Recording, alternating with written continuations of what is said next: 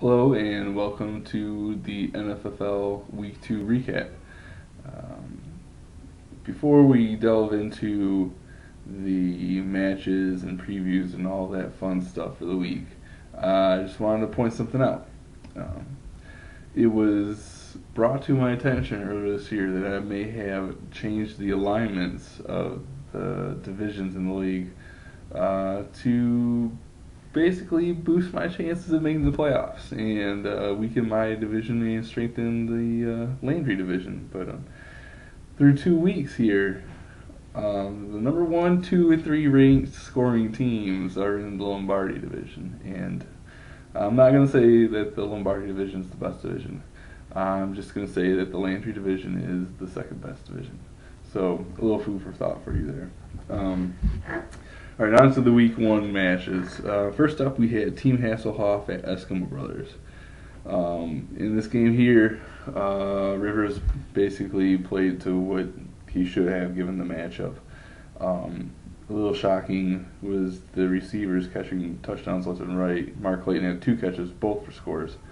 That's going to put up a lot of points.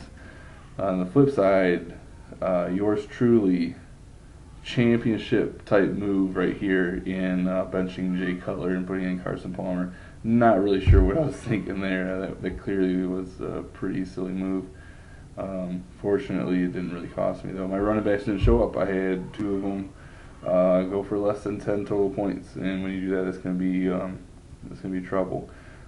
So my wide receivers being the best in the league, living up to that billing, just wasn't going to be enough, and Matt just basically crushed my soul and picked up a pretty strong win, in my opinion. And May Silence talks for a little while about the trade that he made with Andrew. Seemed there's a lot of chatter here and there about some turds being given for Reggie Wayne, but for at least 1 week, Matt's looking pretty smart. Next matchup here we have is Fuck Sundays at Fear of Heights. It was a really close match. Dan really can't be too impressed with Favre only scoring 1 point.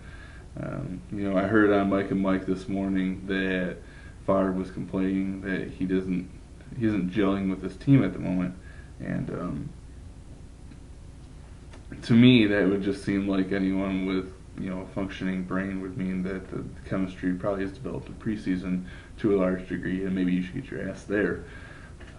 But that's just my thoughts because I hate Brett Favre.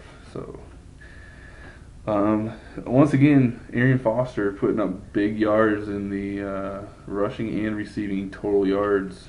No scores, but you put up 160 yards, you're gonna be pretty happy with your play there. So. But the downside for Dan is that Jeremy Macklin was the only player that scored a touchdown for his entire team, and apparently he wanted to do his best turf toes impression and just not have anyone score touchdowns, and that's not going to get you wins. For Height, McFadden had a pretty good game, gaining a lot of yards, and Andre Johnson and Randy Moss scored touchdowns, kind of to be expected a lot of weeks from them. The only thing that really even made this game close was that Big Ben on his bench being suspended actually almost outperformed Joe Flacco. So we have a quarterback controversy in Fear of Heightsville. Is Big Ben starting next week, even though he's not in fact playing in real life, just to avoid negative numbers? We'll see.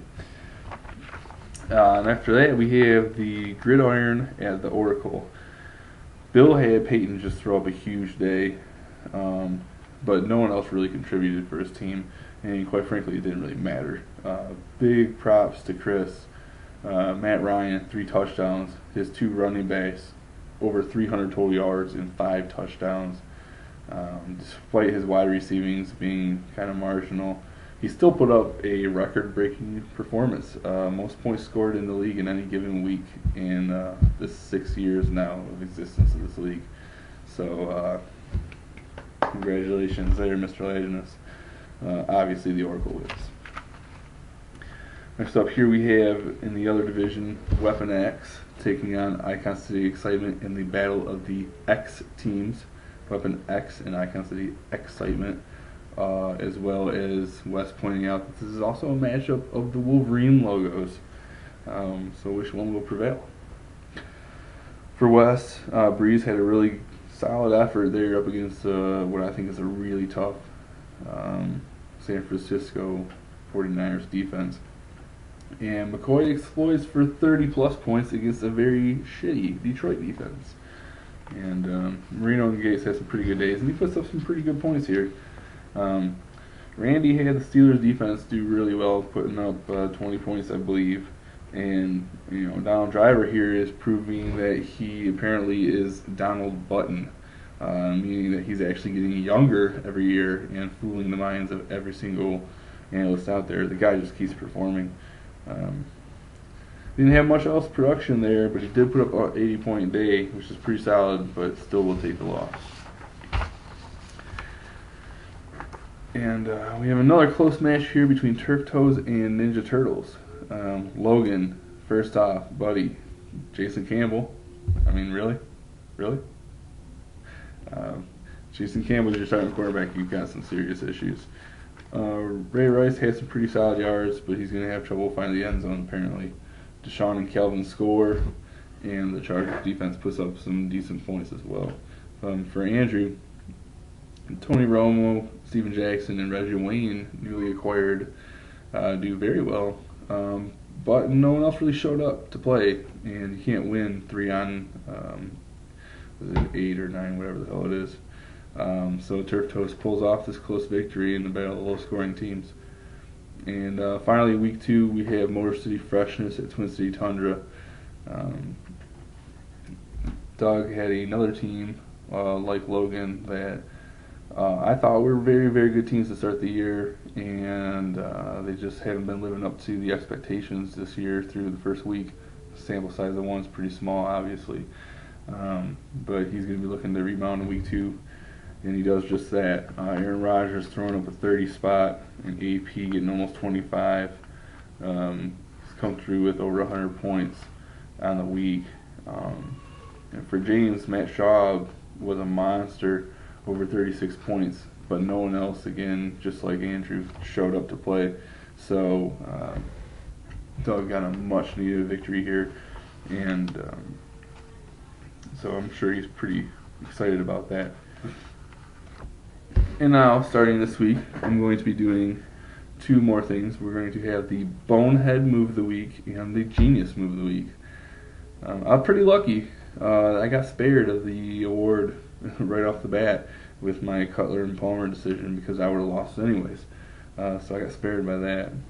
So the award goes to Matt Cameron for trading Reggie Wayne for 3 turds.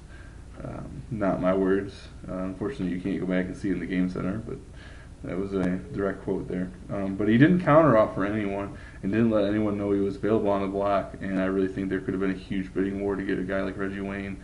So I don't think he got nearly enough in return for Reggie Wayne. Conversely, not really going to be that surprising, the Genius Move of the Week is to Andrew James. Not wasting waiver wire picks. These things are pretty precious, and he makes sure that he used to grade up Brandon Jackson and then go flip him for a pretty big return. And you do moves like that where you're careful with your waiver wire picks and make good trades, and that's usually the type of moves that lead to championships. And he has 2 out of the 5 titles, so obviously he's doing something right. So that's the Genius Move of the Week. Predictions coming up. Okay, first off, we have the Oracle at Team Hasselhoff. We've got a team coming off a record-breaking performance versus a team having a big week in week 2. Basically, I just don't like the matchups at all for the Oracle. I think Matt's going to pull off an upset this week, and Chris is going to go from thinking that his team sucks to thinking it's awesome, and now he's going to think it sucks again. So, yeah. And the next matchup, we have Gridiron at Fear Heights. Gridiron at 0-2 is facing a must-win situation here. He has Peyton Manning, who rules always. He's the best player ever born to play football. It's not even really debatable. Sorry, all you Brady fans, it's not close. And Joe Flacco for Fear Heights kind of looks like the schizophrenic dude from The Dark Knight, and that scares the shit out of me. And I think he's going to suck forever. And I think Peyton's got to throw someone. He's going to hit all these receivers he has in his lineup, and Bill's going to pull off the upset against Randy Height this week. Big upset.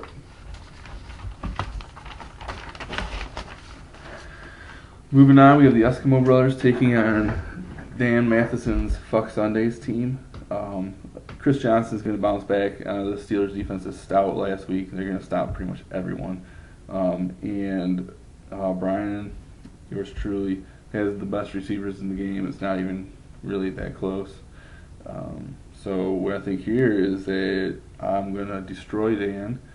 I'm not going to take it softly. I'm not going to call off the dogs. I'm basically just going to whoop his ass. And Dan's going to start crying when he loses and tell me to go eat a bowl of dicks. But I'm still going to be 2-1 at that point. So who's eating that bowl of dicks, Dan? You are. Weapon X taking on Twin City Tundra. It's another must-win for Twin City Tundra. The big question here is Wes going to start Braylon Edwards? He asked me last week if he should start him in a different league, and I said, no, don't do it. And he got a touchdown. So I'm still telling you, don't do it, Wes. He got arrested, so don't do it. You should listen to me this time. I just think that the matchups don't show anything extremely exciting for either team. I think that Wes has the better team overall, and that Wes will win this week.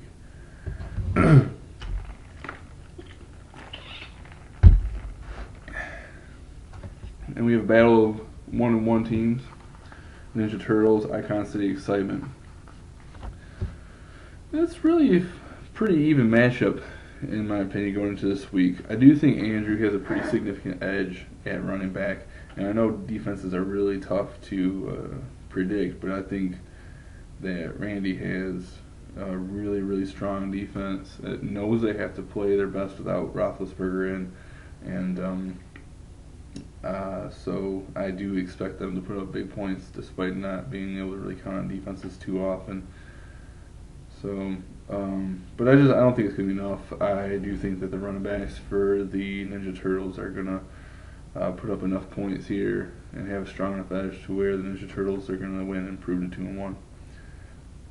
And the final match of the week we have is the Motor City Freshness at Turf Toes. Two teams I felt were extremely strong at the beginning of the year, and got off to a little bit of slow starts, both teams. Turf Toes is in some serious trouble here with a preseason favorite in my opinion, but they don't have a quarterback anymore. And I just heard on the phone a few minutes ago, that's been reported on NFL.com, that Vic has been named the starter in Philadelphia permanently, and Cobb is out. So that's really going to hurt Logan's teams, because he was really counting on Cobb to do well. And making all those trades to boost his starters during the draft looks like it might backfire on him, because he has no depth at quarterback, and that's going to hurt him. Doug, on the other hand, has Aaron Rodgers at quarterback, who is a mega beast, and Adrian Peterson is going up against my Detroit Lions. So I don't even really think this is going to be a contest. Motor City Freshness rolls the victory. That's really all I have for this week. Hopefully we can have another great week in week 3. A lot of banter and fun enjoyment following the games. If you guys don't often come to the game center, I encourage you to give it a try. It's just so much fun. A lot of people talking and having fun and just having a good time. So really looking forward to Sundays the rest of this year for sure. So good luck to every teams this week, and hopefully you all fare better than I did last week.